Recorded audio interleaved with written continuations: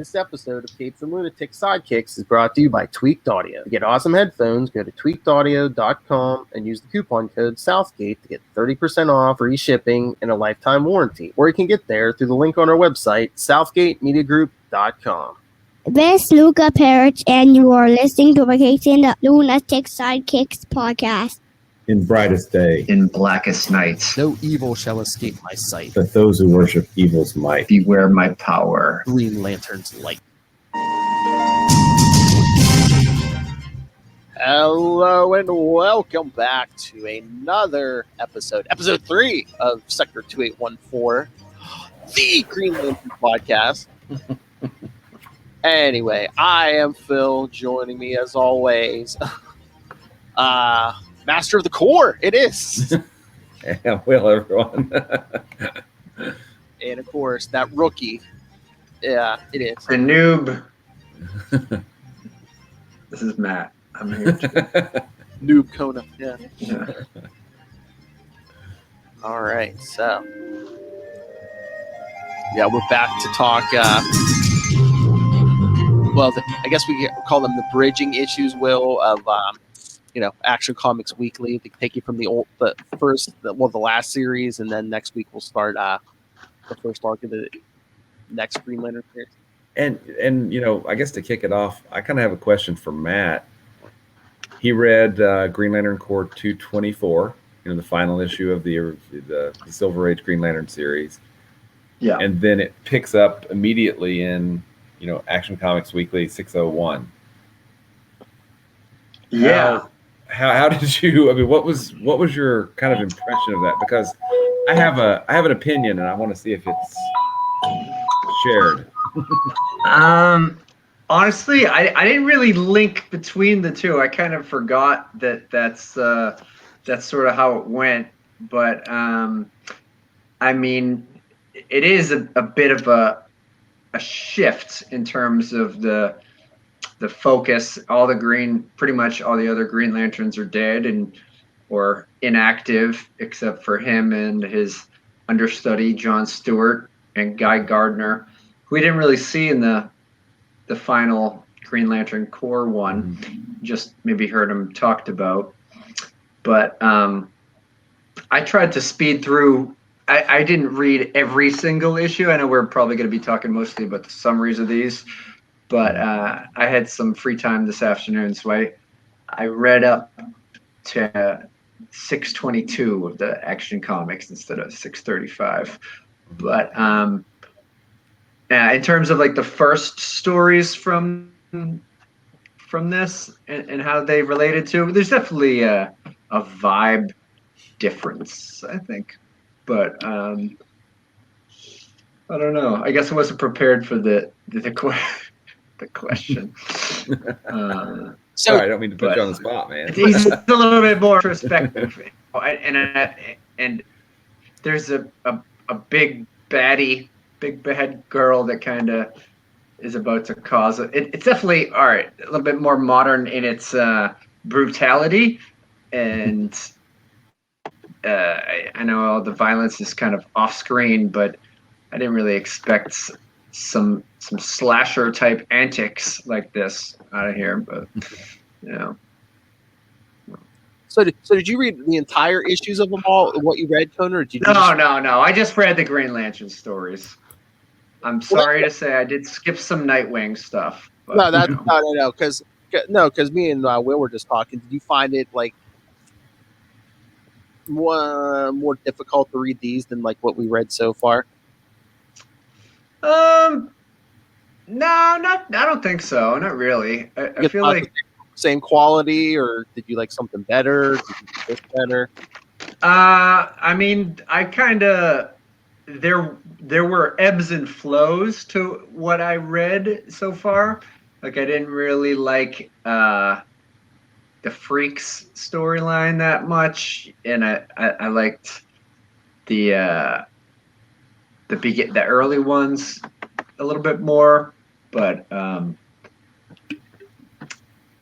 don't know. They were kind of hit and miss. I see what they're doing with like the serial nature. They want you to keep reading and all that, but I like Star Sapphire, and the fact that she is from old Hal Jordan's old crush. That got my head scratched a little bit about how she was randomly chosen to lead the people of the planet. I forget what they're called, but that was a little odd. The Gamorreans, yeah. Right.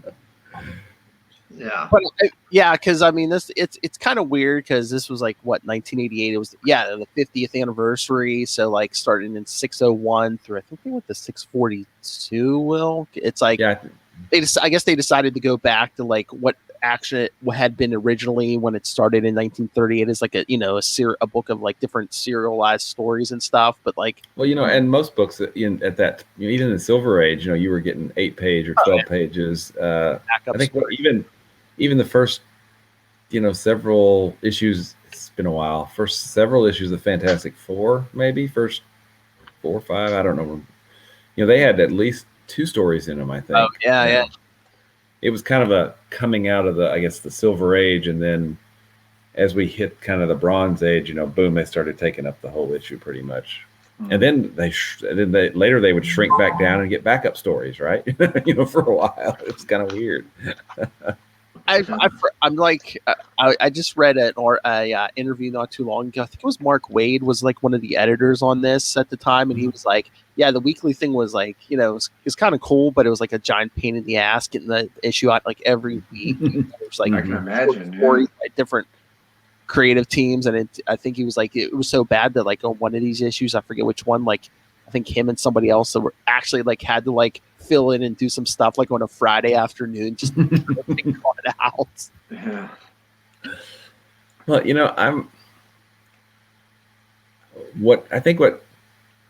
I hadn't remembered this until I, read it, is there is that drastic shift in tone and kind of focus from the end of Green Lantern Corps to that first issue of Action Comics Weekly. It's almost like, hey, we're on planet Oa, the Sector 0. The universe is all around us, and it's the stage, and then it shifts down to America, Earth, right? Even one city, pretty much, and he holds up in Chicago for a while. Yeah. It's just I just found it very weird after like issue 200 because I mean it was still kind of like cosmic and stuff, but it's like once the Guardians, like most of them leave except for that one, it's just like they had like these set in stone rules. You do this, you don't do this. But then like by 200, it's like, oh yeah, we're leaving with our girlfriends. Yeah, you guys protect the universe however you see fit. Do what you want. Rock on, man. Basically got these nuclear weapons on your fingers. Yeah, protect the universe how you want. Yeah. I think the art was kind of hit and miss too over the course of it. Once MD Bright took over, though, the art was awesome. I mean, he's a really good artist. Gil Kane, those issues were nice looking too. And then I can't remember the artist that came after him, but it was kind of uneven there for a little while. And I'll be honest, as I was reading through these, I think I got up to about 20 or 22 of Action or so. We tied. You probably won. No. Well, it's like I was telling Ray. It's like, I mean, there are 8-page stories, so 35 issues. It only worked out. There was like a little less than 5 issues, like 5 regular issues wise. Mm-hmm. And I mean, this took me more than one sitting to get through. I mean, usually I can do more. I can read more than 5 in one sitting. Yeah, it took me at least 2 or 3 sittings to get through these. Yeah. Well, I have to say I really did not enjoy the Peter David issues. Those just they didn't hit for me. I'm sure they hit for other people, but I just they weren't for me. Like that one arc, it was very like generic superhero, and it was almost kind of like a foreshadowing of what would come in the 90s because it was like him versus like this crew of like super powered whatever mercenaries or whatever, and it, like each had like their cute little nicknames and stuff. And I'm like, it's kind of the way the 90s were going to come in. Yeah. Kind of go. Yeah. I mean, I don't know if like the writing and especially like the art maybe suffered a little bit because like maybe everyone was rushed because they were getting an issue out of every week. So. Yeah, absolutely. I mean, it's. I'm sure that people drawn it suffered more than anyone else. Yeah, I mean, I was reading somewhere online. You know, if you're going to do a 22-page comic, it actually takes more than a month. Oh yeah. To build a 22-page comic, you know, from the script all the way through to the lettering, you know, all of that stuff. And the only reason people think that you should be able to do that is because Marvel comes out or DC comes out with a book every month, right? Yeah. And I mean, these were 48 pages. Yeah, again, it wasn't the same team for the whole book, but it was like, you know, imagine the editors. It's like, okay, we got the script from this one. Did you get the script from the other one? Yeah, we need 8 other scripts. Or wait, 6 other scripts. Wait, where are we? What issue are we even doing, right? It was weird. Like most of these, like Green Lantern was like the first story, wasn't it? But there was like at least 2 or 3 of these issues where it's like, I'm scrolling. I'm like, where's this Green Lantern story? Yeah, exactly. But yeah, even like DC Universe, it's very weird. Like they don't have like the full run of like Action Comics Weekly. Like it goes like 601 and 602, and then it like jumps to 618 through 626, and that's it. You know, that would actually be a pretty cool omnibus. You know, collect all those stories. From each issue, and then just put them. Here's all the Green Lantern stories. Here's all these stories. Here's all the Dead Man stories. Here's all the other ones. What? They actually did some of that because like the 2 Nightwing arcs, the Nightwing and Speedy arcs, they did collect that in a trade, like because Kristen and I got that like in January. Well, I mean, how many pages was that? I mean, if it was 2 arcs, it was what, like 2 issues then? 2 total issues, maybe? Or 2 normal issues? Yeah, I'm just trying to find it. It wasn't even that long because they even had like a Secret Origins issue at the front of it. So yeah, it was. Threw some other stuff in there, gotcha, to give it a little bit of bulk. Gotcha. Because it wasn't that long, yeah. But I mean, that's the only thing I know of that they collected from Action Comics Weekly. I don't, Well, did you guys have any problems with some of the developments later in the series? We could tell they were like, they really wanted to reset some of the stuff. Like, and it's like, all of a sudden it's like, he has a problem with the girlfriend. She's gone. It's, well, I mean, some of that seemed pretty abrupt. Yeah, just like, wait, what? What? I don't even remember why he was fighting without his ring. Was it to prove that he didn't have fear at one point? Yeah, that's the one arc where they never mention that past this, so you don't even have to worry about that, Kona, because it's like, when Abinser originally picked him, he had the ring like it's all fear from Al Jordan, but that comes up again past these issues. And I think that's something that the Jeff Johns run kind of goes back and subtly retcons, because it's not he's fearless. He has the ability to overcome great fear. Oh, yeah, that's the Green Lanterns. Yeah, it's not about fear. It's just you can act in spite of fear. But yeah, that retcon about him removing all fear, that bothered me some. It's kind of and then it bothered them too, because they and then the second one with, oh well, you don't need a battery. You don't have to. Yeah. And then we'll get there because there's even like plot points. I mean, it's 8-page stories, but they had 35 issues. There's like at least two different plot points they never resolve. Which, I'd buy these Green Lantern specials because I couldn't even find them digitally anywhere. Not even on our site. I was like, what the hell? Yeah, because they took care of John Stewart in one of them, and then the Malvolio priest thing. Oh, well, that's the other thing. It's like, Emerald Twilight, when we get there, it's like, when Hal goes bad, everyone's like, oh, it's Malvolio. And they're like, no, we're not even going to, they didn't want to mention any of that Action Comics stuff. No. Yeah, it was,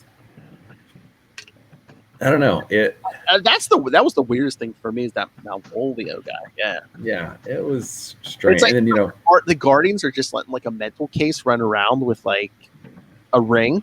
Mm-hmm. And then I have to retrain you to use your ring because the ring doesn't reprogram it for different sectors. Why would it need to? Are the laws of the universe different from sector to sector? I mean, I don't understand. Like gravity stuff. Yeah, why would it be different? It's like, hey, there's less oxygen here. There's more oxygen. Yeah. That was kind of weird. But they just wanted some excuse to be like, oh, see, it's not so easy without the Guardians and whatever else.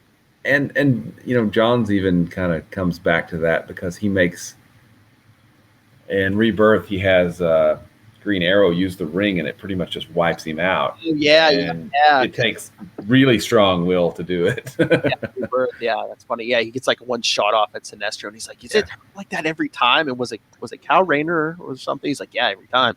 Every time. Yeah. And it's I guess really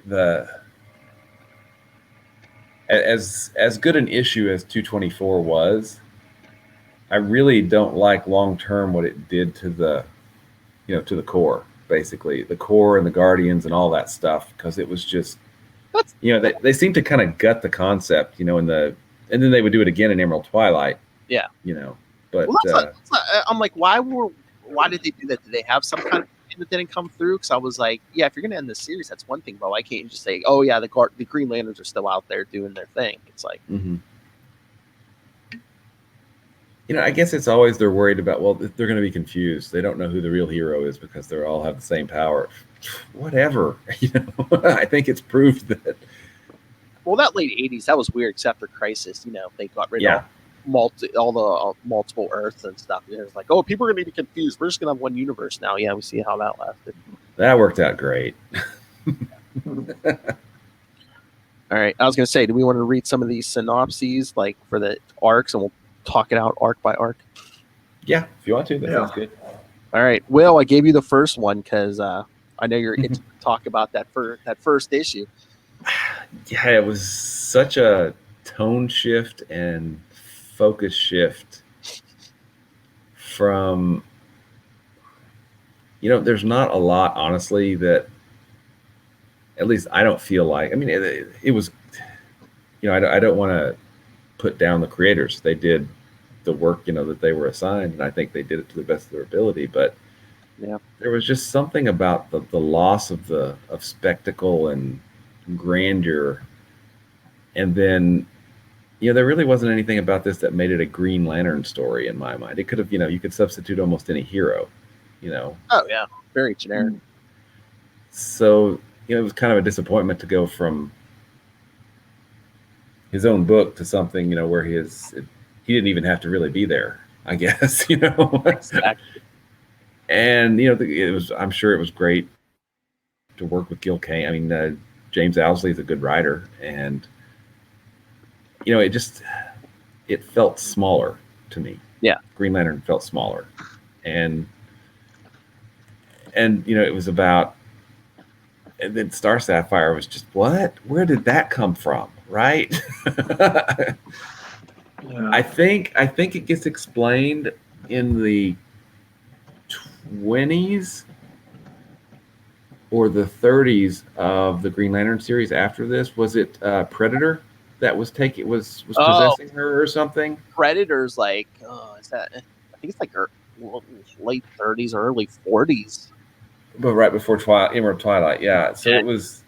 So they kind of cleaned up that little mess because they still wanted to have Carol, so it wasn't really her, right? But I mean, it was just, I don't know. It was such a shift. I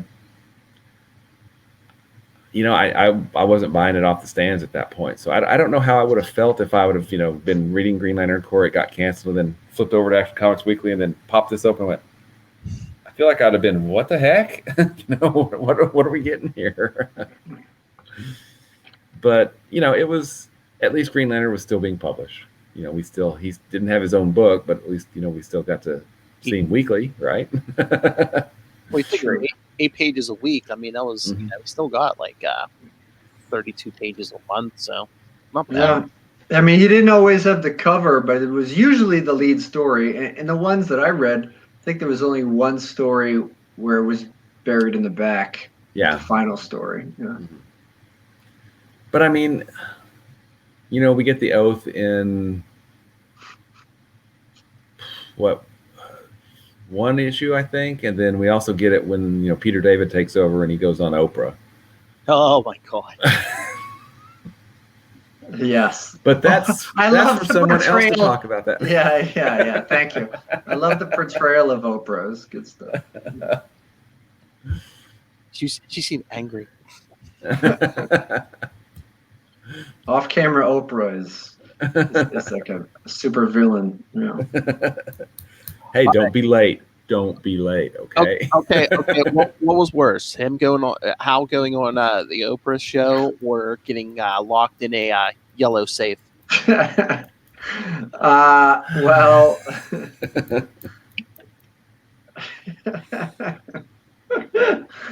don't know.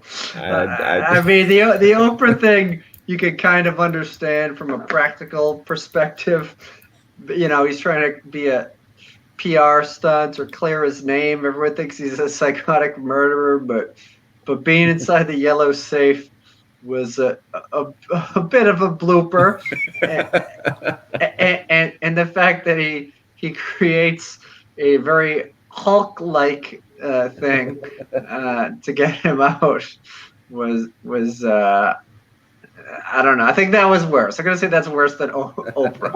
Well, that was a Peter David story, right? So maybe the Hulk was like an Easter egg. Yeah, I think it was a little bit of a nod. Yeah. And Peter David's a good writer. It's just I don't think he had a real affinity for this character. Yeah. At least it didn't seem to show in the published work anyway. And again, the timing. It was 8 pages once a week. Mm-hmm. So I don't know if I think it hurt everyone, just the timing. Yeah, I mean, the pacing. You've got to have your opening, and then you've got 6 pages. Then your last page has got to cliffhanger it somehow. So it would be a quite an exercise, but honestly, look at 52. 52 was them doing the weekly thing right. Oh, yeah. When it came out, and 52 was an accomplishment. I mean, I think it still stands as a pretty amazing accomplishment because of it held together and was done so well. Yeah, but I don't know if I just thought this or I read this somewhere, but I think they had a bunch of those in the can before they even started. So that. Oh yeah, I'm sure. Yeah, they had to. There's, they were probably working on it 6 months in advance, to add, so that they had 26 issues done before they even solicited the first one. I mean, I don't know for sure, but that takes a lot of organization and just skill to keep everybody on target and moving forward. It's impressive. I mean, and they did 42 issues of this. They almost made it a full year, which is pretty amazing too. I mean, and these were 48-page issues versus 52, which was standard comic size, right? It had like 3 8-page stories in it, I think. So half the size of one of these monsters. So yeah, this is an accomplishment too. But I don't know. I just don't feel like sometimes the teams just didn't really gel with the character, I think. And probably not just in the Green Lantern stories. I mean, I didn't read a lot of the other ones, but that would be my guess too. And again, I mean, I think how many different creative teams did we have for Green Lantern? I think it was 2 or 3, wasn't it? So it's like, I think so, yeah. Again, you really can't pick up momentum either when it's like, someone's writing an arc or 2 and then someone else takes over, and Yeah. Yeah, it takes a lot of coordination and communication just to make sure, hey, wait, I got to read what you wrote because you set something up. I should probably use that, otherwise it's wasted, right? I mean, but but like Matt was saying, he was trying to clear his name going on Oprah. It wasn't his name; it was Jon Stewart. Because remember, for some reason they took the Green Lanterns took the hit for when Star Sapphire crashed that plane, and it's just like, ever heard of a supervillain? But and because Jon Stewart's identity was public knowledge. Mm-hmm. So that's what I was thinking. I was like, I never really thought of this. It's like Jon Stewart and Guy Gardner both had like their identities are common knowledge, but Cal's isn't. So I was like, yeah, I mean, it is kind of weird. Yeah. Well, and then they kind of hand wave John's stuff away and then deal with it in a special later. It's just like, yep, number one. That one right there. Yeah, cause it's weird because he goes over to was it South Africa? South Africa. Dealing with apartheid. Because he gets locked. They take custody of him from the United States government for some reason, and Hal's all in the special. Hal's all worried about him, and he goes to Oa. Okay, here's our first indicator. He goes to see the old timer, and the old timer's like, "Oh yeah, hey, by the way, I found Jon Stewart's ring. You can give him his ring back." Again, warning sign. We'll get to that next week. So Hal goes and gives John the ring, and John's like, I ain't putting that on. He was gonna just ride out prison or whatever to make some kind of statement. He's like, Hal just puts the ring on the floor. He's like, here. He's like, my part's done. You break out or you stay here. It's up to you. It's up to you. But you have to decide in 24 hours. Yeah, you've got 24 hours.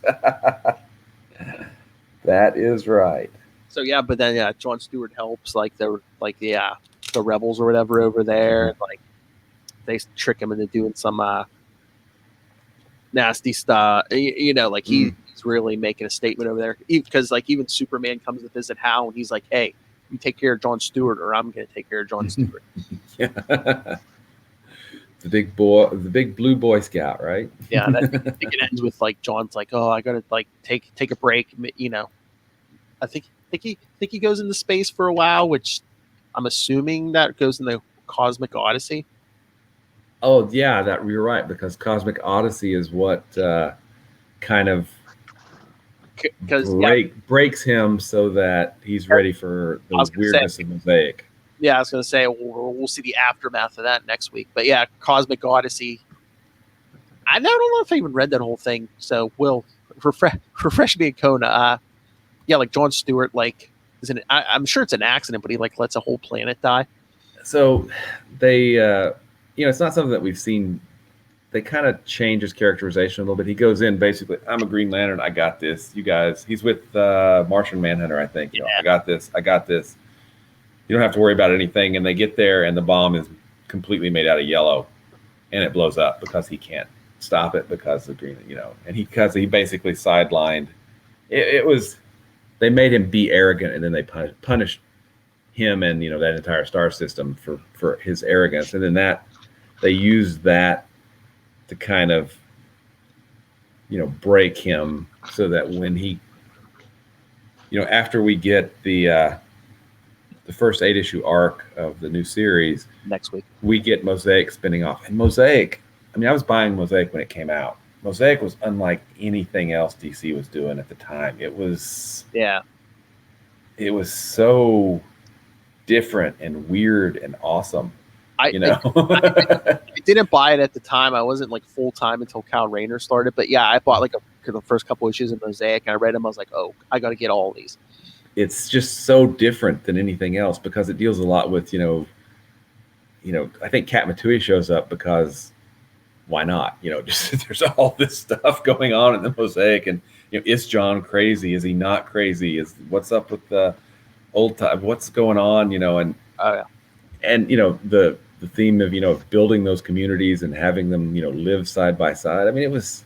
Oh, we're gonna get there. I still think it's a pretty. I want to go back. I need to go back and read it. I'm looking forward to reading it again. Definitely, yeah, I know, because so we're gonna cover Green Lantern. Once we hit Guy Gardner, we covered those issues. We added Dark Stars, the Jon Stewart issues anyway. So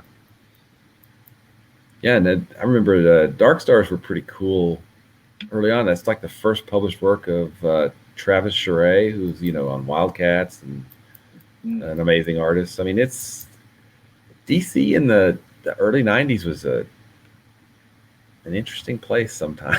Oh yeah. But but yeah, that's Cosmic Odyssey. And Cosmic Odyssey was pretty good. I mean, it was Jim Starlin wrote it, and then I think Jim Starlin wrote it, and then Mike Vignola was doing the art. And the art was pretty amazing. I don't think I got it when it came out. I picked it up later, but as you know, and it was pretty good. But I don't know. There's something about DC Cosmic,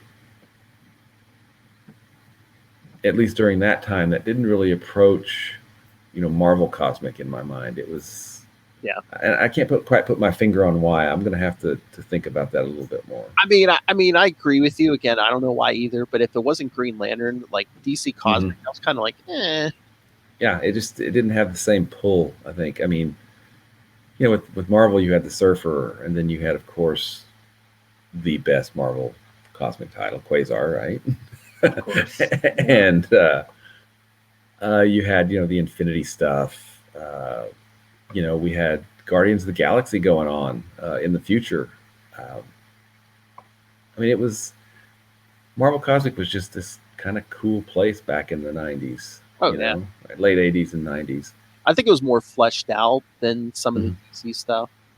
Yeah. But again, I mean, what was going on besides Green Lantern Cosmic wise at this point? Were Omega Men out at this point? I don't remember. They might have been, but I mean, a lot of the Cosmic stuff, I think, too, had been kind of ceded to the Legion, in the future.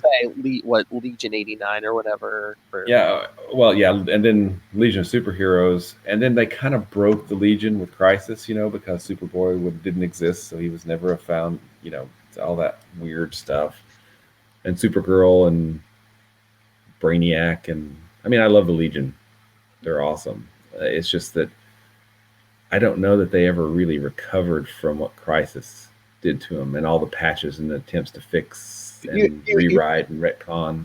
You mean how Superboy was like a big, huge member, and then once after Crisis, John Byrne's like, "Oh yeah, Superman was never Superboy," and it's like, oh, wait a minute, our big head rocks is we have a Superboy. What the hell? Yeah, and it's wild because New Teen Titans, Legion were some of the best sellers in the mid to mid 80s, right? The mid 80s. I think they said that was like the big head-to-head for Marvel and DC in the 80s. It was like Teen Titans and X-Men. Mm-hmm. Great crossover too. I was going to say, hey, giving a hint, probably in about a year when we hit episode 50, I think we're doing that Green Lantern Silver Surfer crossover. I have not read that in a long time. Very long time. Okay, I'm trying to think what else we had here. So we're through. So we've done the first arc. The first little arc was the Star Sapphire crazy arc, and there's some uncomfortable stuff in there, I think, because I mean, killing Kat Matui in the first issue. It's only 8 pages. Well done. And then, Hal coming in and just smacking the crap out of Carol. She didn't have a ring. And I was like, oh, that's not really cool, guys. You can't really do that. But then the second arc was the where Peter David took over, and we had the Oprah and the Hassan Chop, right? The guys with the swords. Oh, yeah. What was the third arc? I'm trying to remember. Hold on. Let me pull some of these up here.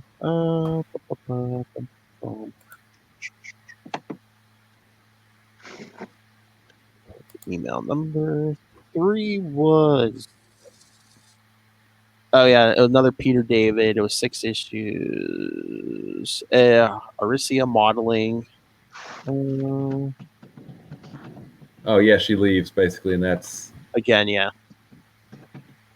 She like, I'm leaving. And he's like, fine.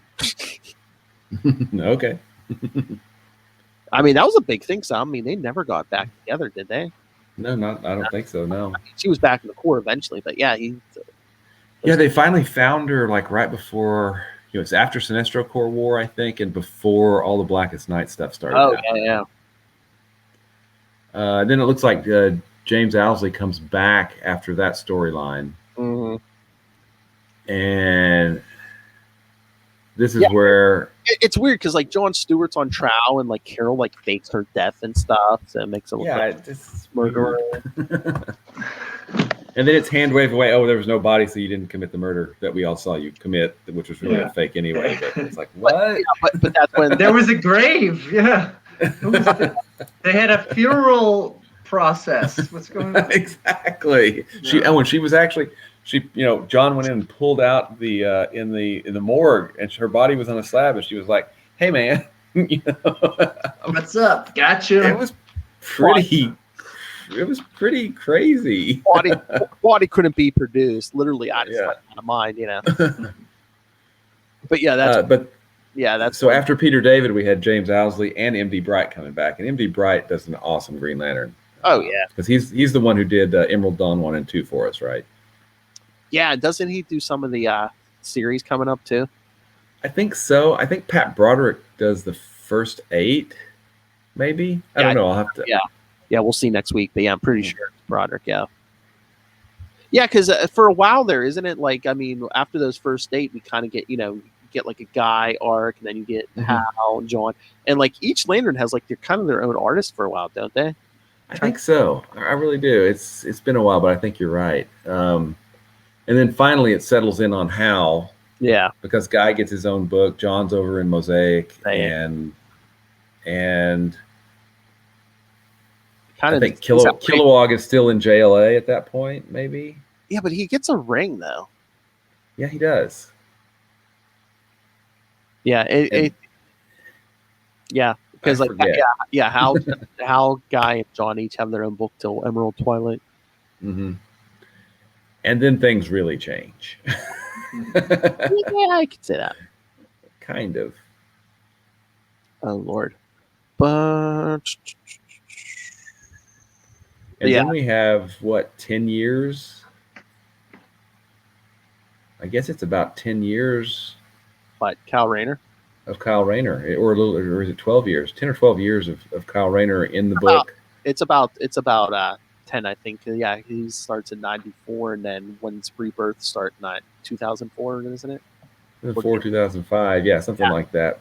And I see Kyle goes from issue 51 or 50. Yeah. And like, Green Lantern ends at 170. No, I think it's like 180 something. 180 something. Okay, maybe 181. I'll have to look that up. Right in the Rebirth, yeah.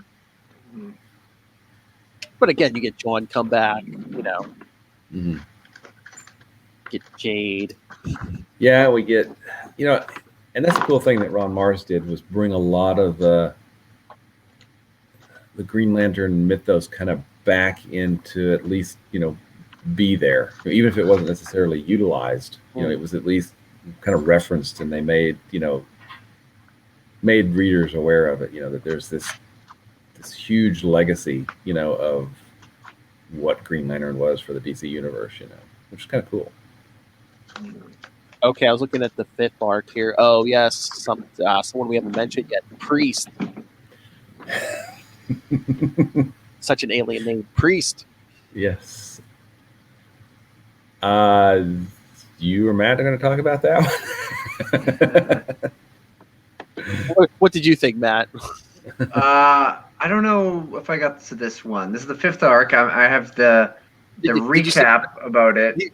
Yeah, he's like the red alien. He kind of he rescues a tiny alien ship that's about to go into the sun, and then the ring cuts him off from reality, and he pilots a plane which crashes, and the battery, this ring explodes. Oh yeah, I did remember this, where he's fighting against all the things in his head, right? Against fear and all that stuff. Is that the one? Yeah. But like Priest goes all zen on him. He's like, you don't need that battery to recharge your ring. And it's like, really? Yeah. He's in the middle of it. Told me. Yeah, right. Are you rebooting this? Yeah, he's in the midst of this war, and big time revisionist history. Yeah. But he acts as the peacekeeper, goes back to Earth feeling better, and Oh yeah, that alien. What was it, like a wooden spaceship or something? Yeah. So he thinks he thinks he did something good, but then we find out that the two sides are actually going to be working together on a weapon. So that could come back to haunt him later on. Yeah. But I don't think it ever does it? It just kind of. No. Oh yeah, no, it does. It's in the second special that Phil has right there. They deal with all of this stuff with Malvolio. Oh yeah. Because Hal's ring gets destroyed, and Malvolio and stuff.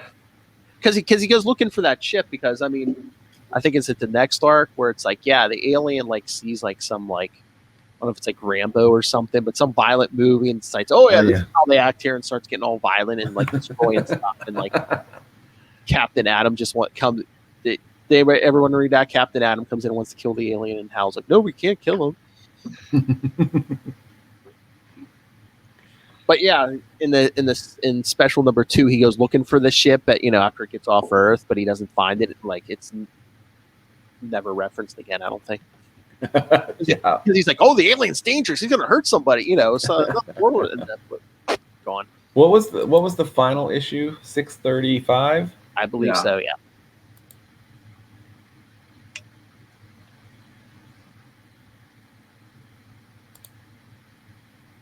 I was. Oh, and then we had the Neil Gaiman written issue came out later. Oh with yeah, Superman and Green Lantern, which was really interesting. Yeah, and I think they said it was kind of hard to fit in continuity. It's kind of out of continuity because like the way Gaiman wrote it, it's like Hal knew Clark Kent's identity, but like in regular continuity, he didn't at this point. So. Mm-hmm.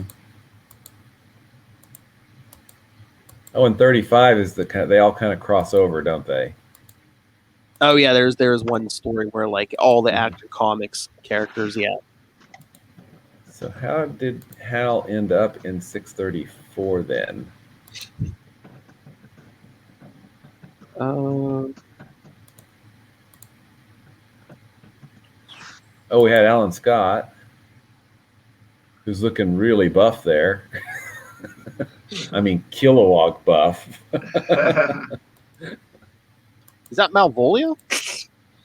That may be, yeah. I guess I don't know. Yeah, that is. Malvolio looks like Alan Scott, although like he was jacked up to Kilowog proportions. Yeah, but again, it's like the Guardians just let this guy run around with a ring. Yeah. Like, what the heck? I mean, they're all over like Guy Gardner's butt if he's like opening a beer bottle with his ring, and it's like, oh yeah, we're just letting this guy just like enslave this planet and stuff.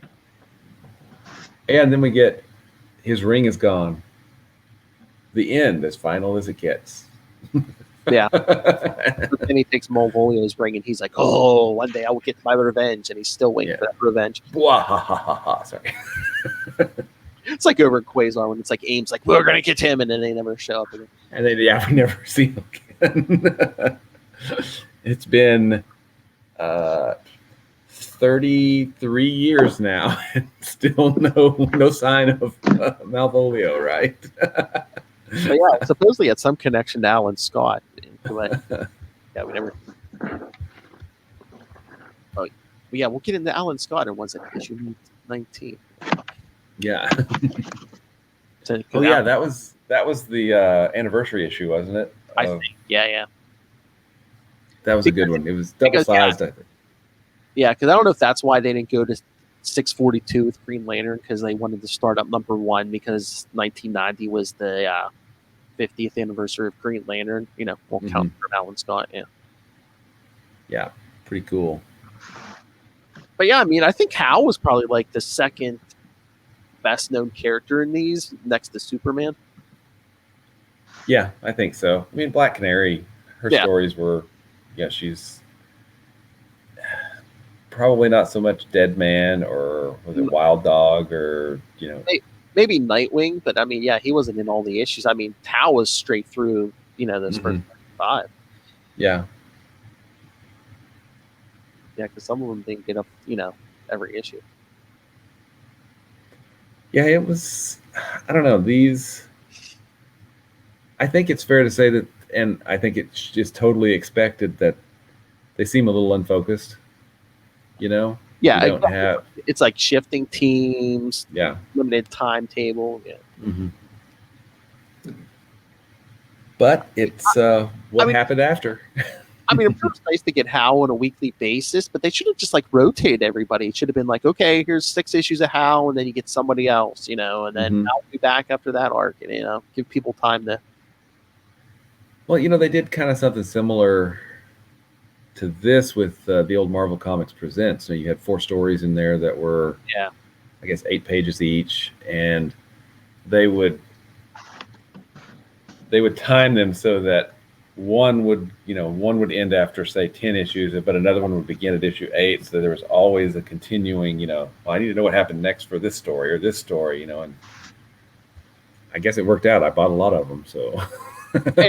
and Ray and I sometime last year we talked to Terry Cavanaugh, who was like an editor on Marvel Comics Presents, and he's like, the rule going was like one story always had to be a mutant story, and then eventually it morphed into one story it has to always be a Wolverine story.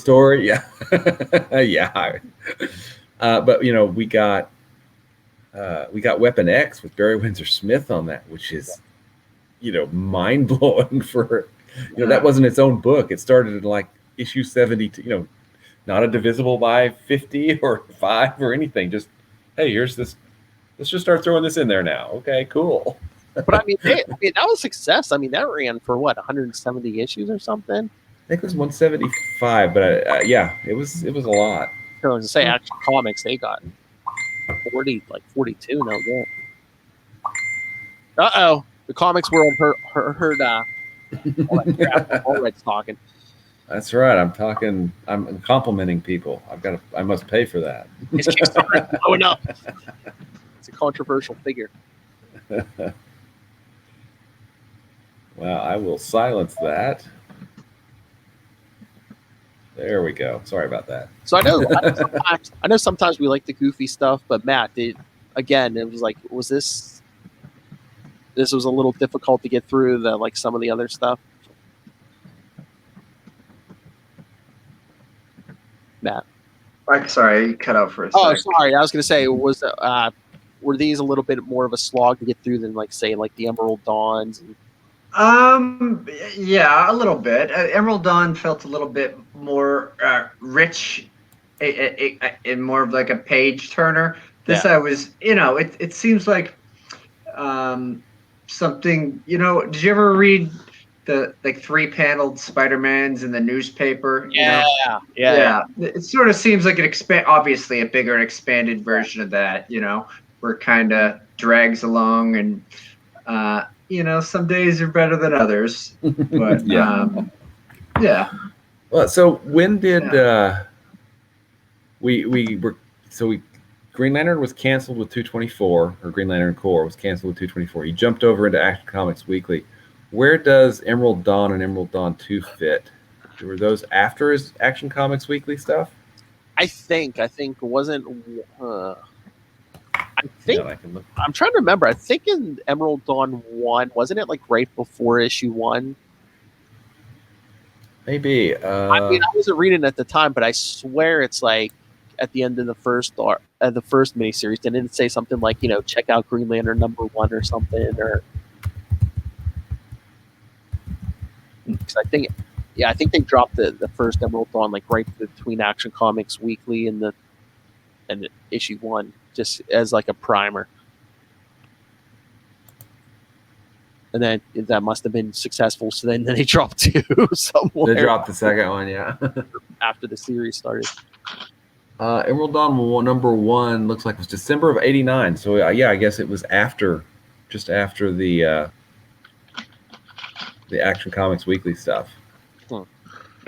Because it finished up in May of '90. So it was monthly, so 6 issues. Yeah. That's cool. Yeah. I hadn't really put a timeline on that, Yeah, like I said, I bought all those back issues. Yeah, I wasn't reading at the time, but yeah, I'm pretty sure. Yeah. Yeah, I can't remember if I think I probably ended up buying those as back issues because I wasn't Heck, I don't. It's been a few years ago, just a few.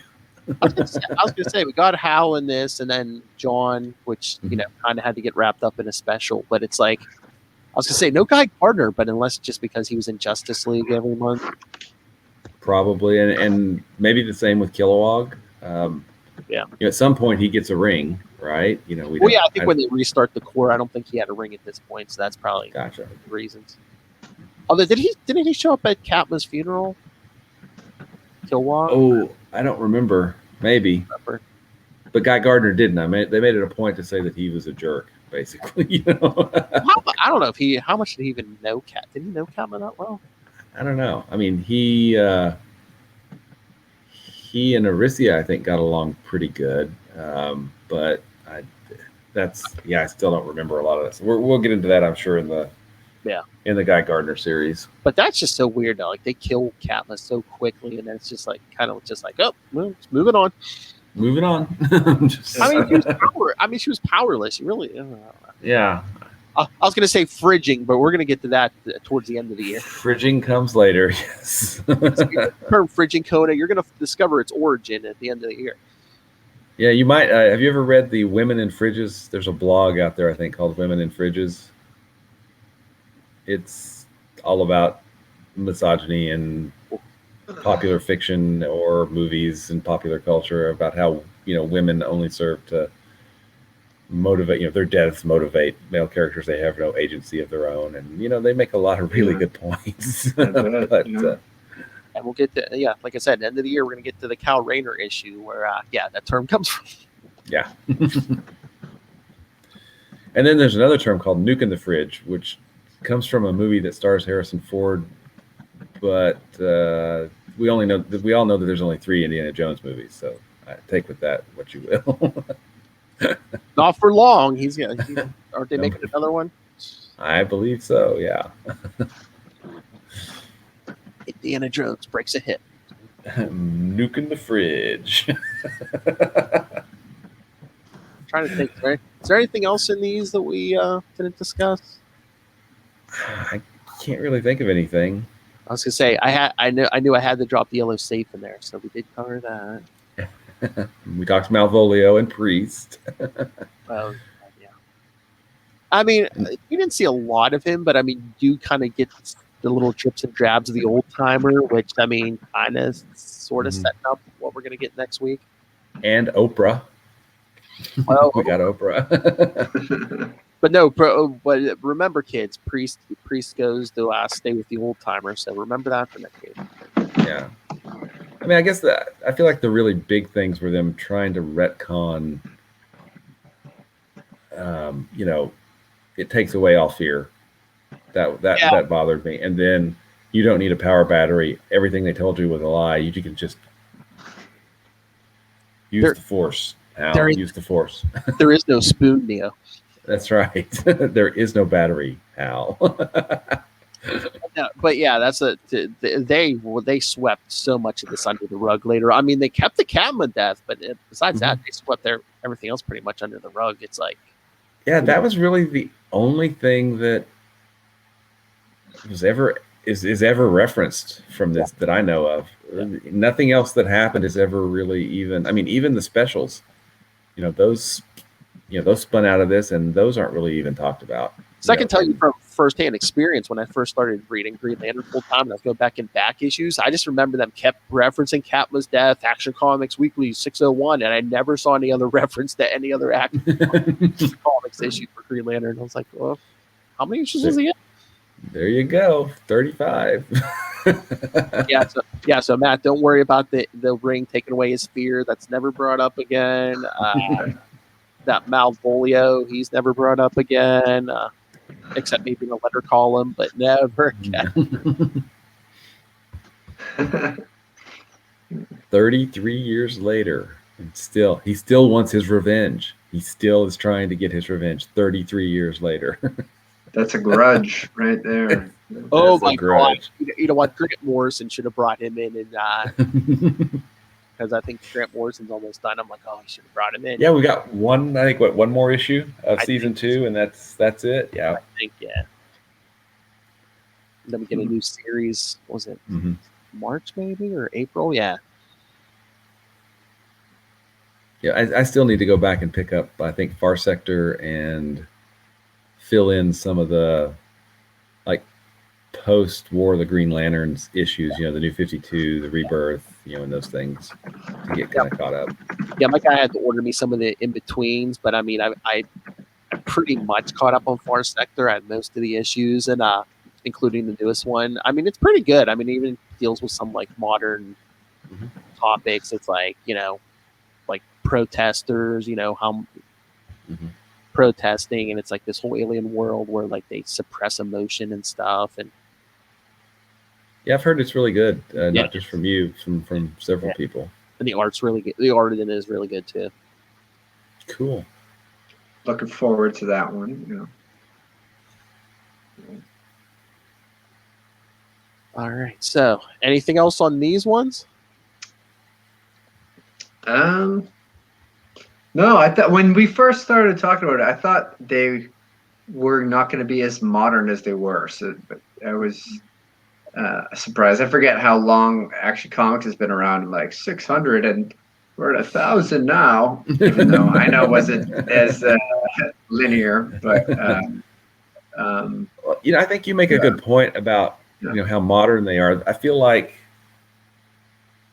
the old the 224, the old Green Lantern Corps series was kind of on the cusp, and this kind of bridges Green Lantern across so it gets modern with the new number 1, in the Emerald Dawn stuff. So they're it's kind of modern but kind of throwback. So yeah, I don't know. Yeah, a lot of the stuff was goofy. A lot of it they never mention again, but I think the Action Comic stuff is kind of like the Cocoon, because it's like 224 is that caterpillar. It crawls into Action Comics, and then next week when we get to the new series, number 1, it'll be Butterfly.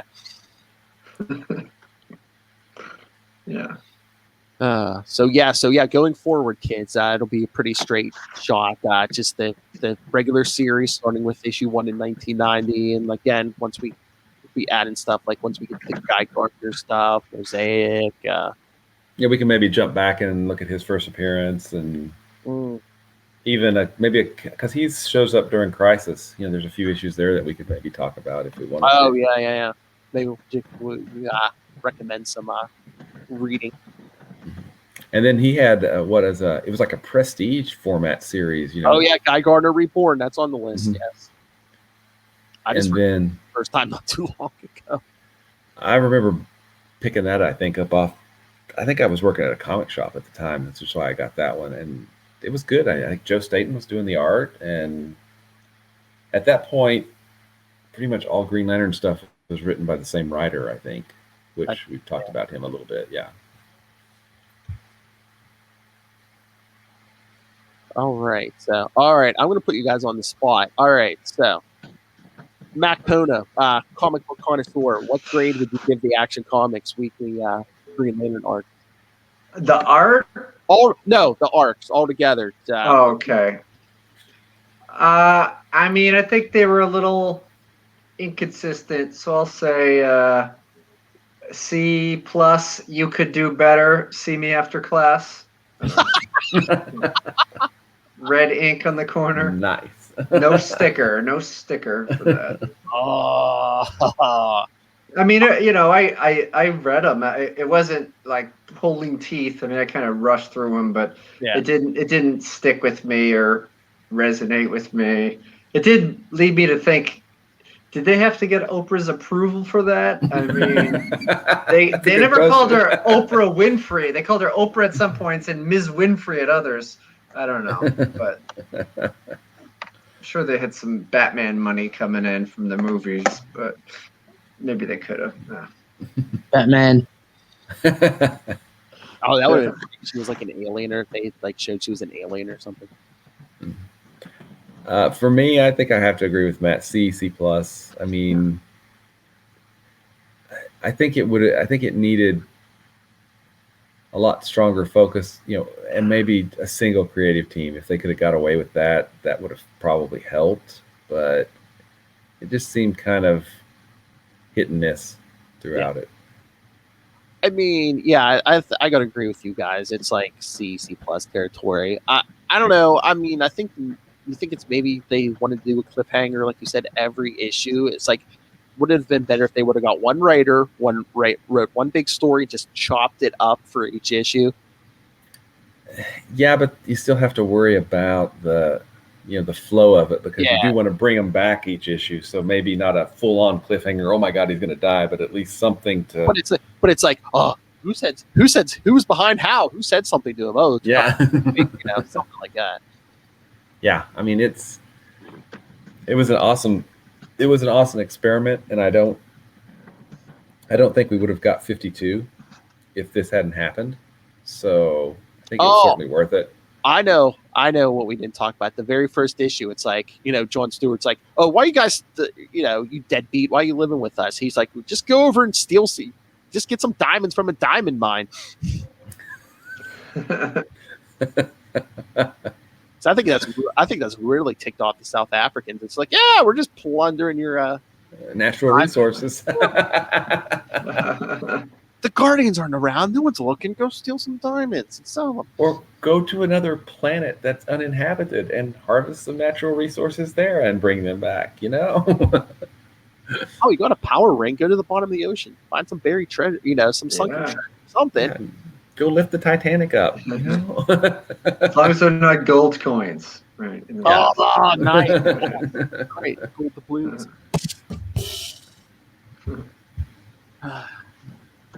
All right, we talked these out. I think so. All right. Yeah, like I said, I'll pull up the schedule for the actual issue numbers. But yeah, I know next week we're covering the first arc, which will be the first 8 issues of the 90s Green Lantern series. And I'm looking forward to that because I don't think I have read those 8 issues since they came out. Honestly, it's been a long time. You know what? I did read though. I just read them not too long ago for this. Yeah. All right. Keep this in mind and let me know what you think. If there's like a time jump and how big a time jump you think there is between the Action Comics stuff and next week's the first arc. Okay. I mean, yeah, his temples are gray, but that's kind of like a parallax thing. But in hindsight, but at the time, it wasn't parallax.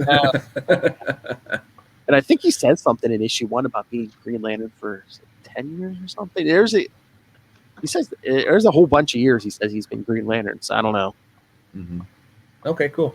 I will make a note.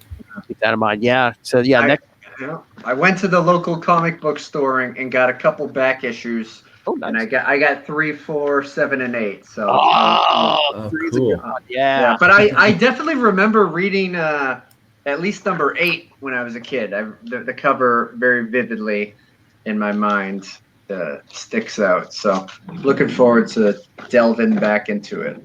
Oh, 3 is such a good one. Hal and Guy versus the Rednecks. Mm-hmm. Oh, I think I remember that. Yeah. I think I do remember that. Oh, I think someone swiped the cord, kids. Issue 2, the tattooed man. Oh yeah. Wow, it has been a long time since I read those. I definitely need to get back to them. So yeah, all right. I have something else I was going to ask you guys. All right, so yeah, next week is Green Lantern 1 through 8 from 1990, and then in 2 weeks, Green Lantern 9 through 12. A guy in his Gnort. So what the Green Lantern is in that one? Well, all right, and then in 3 weeks, I just had 1 issue on there, Green Lantern 13. So since we only have 1 issue for that episode, you think we should do a live read? Yeah. That sounds like fun, yeah. Yeah, since it's been a while, yeah. So if you're listening to this, Ray, yeah, we're getting a live read in like 3 weeks. Mm-hmm. And then, and then after that, it's Green Lantern 14 through 17, which is kind of like the arc's called Mosaic, but it's not the actual Mosaic book yet. I set that up. But yeah, I figure anytime we do there's not a lot, but when we do 1 issue, maybe we'll do live reads like Green Lantern 13 by itself, and then Green Lantern 25 was by itself. So I think we need to do a live read of that. Okay, yeah. I'm trying to remember what was 25. Hal and Guy. Whoever loses leaves the Loses the ring. That's right. Okay, yeah, I remember that one now. That one's by itself. I swear we have to do a live read of that. Yeah, we got to do a live read of that one. Yeah. Then there's an Adam Strange arc in the 30s, I think. I think it's like late 30s, isn't it? Yeah, it's like around. Yeah, 38 and 39. I think that might be it. 'Cause that's what I have on the. And then, boom! Once we hit 40, Doomsday's going on, and we get Emerald Twilight. What is it? 41, 42. Wait, what? Is it three-parter? It's 40, 43, 44, and 45. Is that it? What? Emerald Twilight. No, 48, 49, 50. Oh, that's right. Yeah, it's a three-parter. Okay. I'm trying to remember what happened in the early 40s. Well, issue 40. Remember, it's Hal encounters the supposedly resurrected Barry Allen. Spoilers. It's no. That's right. Oh yeah, I forgot. That was during Wade's run on the Flash. It was Zoom, right? issue 30 and 31. There's going to be a crossover with the Flash because we're going to be covering Flash 69 and 70. The Guerrilla Warfare, Guerrilla Garage, Hector Hayden. Yeah. Hey, monkeys are cool, man. So yeah, we're going to get a Flash crossover. No, those early 40s. It's that's the Predator stuff. Okay, yeah. And then what is it around 40? Yeah, Green Lantern 44 and 45 is like that. What is it, Trinity? Yeah, that sounds right. Yeah. Yeah, and then 46 is the crossover with Reign of the Supermen. So we'll have to have a Death and Reign of Superman discussion. Oh yeah. Yeah. Then 47 is a Green Arrow issue, and then 48 through 50 is good old Emerald Twilight, and then and Kal Rayner takes over. And then we have to have a talk about fridging in a few issues. Issue 54. Yeah. All right, so yes, got plenty of stuff to look forward to coming up, kids. So please, Aussie fanboy, email us capesandlunatics@gmail.com or call the voicemail 614-382-2737. That's 614-38-CAPES. And remember, you can follow Sector 2814, the Green Lantern Podcast on Facebook, Twitter. We have the Book of O, our Facebook group. Please join us there. We're closing in on 50 members. So, again, follow us. Get some background on Green Lantern before that show starts. Whatever on HBO Max. It's got to be better than the Snyder Cut. Come on. You're not wrong. 4 hours. It's going to be so much better. And I don't know where you can watch it right now. You may not be able to stream it, but I was really impressed with the Green Lantern animated series that came out, the CGI series from around the time of the movie, I guess. If it's not on there yet, I bet you it's probably coming to HBO Max soon, because especially with that series coming, because they're adding stuff all the time. Because I see I think all the Batman stuff's there now. I know they added Justice League not too long. What was it? I think was it this week or last week? I think they added Static Shock. So I'm probably coming. That Green Lantern stuff's probably coming. Awesome, because I saw the first half of it, but I haven't seen the second half, and they start dealing with all the core. They start out dealing with the cores because you've got Red Lanterns showing up initially, and then you get, I think, some of the other cores as well. It's been a while since but I want to go back and watch that. That's a good show. I wonder if the animated movies are on there. What, First Flight and what was that other one? Emerald Knights? Emerald Knights, maybe? Emerald Knights. With I was going to say, I have them on Blu-ray, so I'm really not looking on HBO Max, but they might. I don't know if they're New Frontier. Oh my God, New Frontier's awesome. Well, that's everybody. Yeah. Justice League. All right, so follow us on social media. Find links to this YouTube. You can watch this video. Find links to the Patreon, links to merch, links to everything all in one place. That's Linktree, linktr.ee/capesandlunatics. Remember to support our sponsors. Tweaked Audio, get yourself some good headphones, and Hunt a Killer. And also pick up Pod Life, the book, now in digital and paperback. And when you do, get that on Amazon. Use the link for Southgate Media Group right down there in the show notes. Help us support the show, the network, and that crazy madman. No, not Lord Malibu, whatever. Master Doom Southgate. Make it rain. So says Master Doom. What did you say? All right, I'm going to get it right this week. Matt Kona, when you're not busy stacking diapers, where can people find you? Oh, well, you could find me at Matt Kona, or you could go to tinyurl.com/Matt and Yale and buy some stuff for my unborn baby. No, I'm just kidding. No, you can Instagram, Facebook, Twitter, all at Matt Kona. That's where I am. Yeah, that's it. And I'm visiting nursing homes with bad intentions.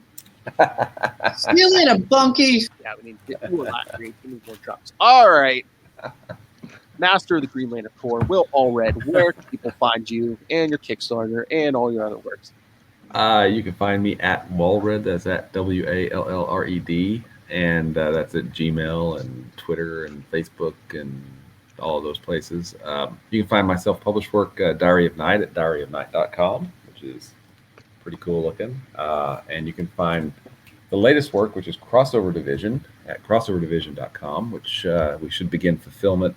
Well, we're going to get the book printed hopefully this week, or send it to the printer this week. So that's coming up. And then you're looking at a few pretty diehard Quasar fans here. So if you want to know more about Quasar, you can always visit the Quantum Zone at quantumzone.org. Hey, boys, you look at the party? I love the party. Yeah, you last 3 people. Send in your addresses for that Kickstarter. Yeah, that's right. I am God. Star Blast, the gift that keeps on giving. Exactly. All right, kiddies. Thank you for joining us, and I'm sorry if you suffered through Action Comics Weekly. But yeah, I mean, I don't know if you read any of it yet, Kona, but yes, the next week a lot better issues. Yeah, no, I definitely read some of them. Probably didn't get number 1 because but I'm gonna look forward to rereading them. Reading and rereading. For a change of pace, issue 1 opens with a cliffhanger. Yeah. Ooh, nice. All right, kids. Come back next time. And remember, brightest day, blackest night. Let's read some comics, kids. Yeah. Now I need a new